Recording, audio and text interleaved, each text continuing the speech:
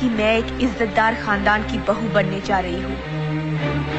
हमारी शादी हो रही है उस लड़के से जिसे हमारे पिता ने चुना है, हमने चुना है अपनी मर्जी से।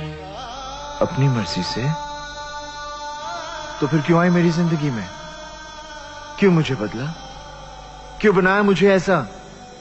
क्यों दिखाई मुझे वो खुशियां, वो प्यार, ताकि आज तुम मुझसे कह सको कि वो सब झूठ था और सच ये है कि आज तुम किसी और की बनना चाहती हो?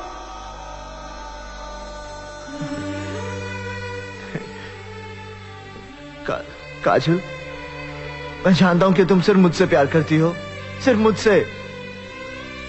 मैं तुम्हारे बगैर जिंदा नहीं रह सकता। Don't touch me। हम किसी दूसरे की अमानत है। नहीं, तुम सिर्फ मेरी हो और किसी की नहीं हो सकती। हम दोनों के बीच अगर कोई आया तो समझो वो मर गया। काजल, इन हाथों ने सिर्फ हथियार छोड़े हैं, चलाना नहीं भूले।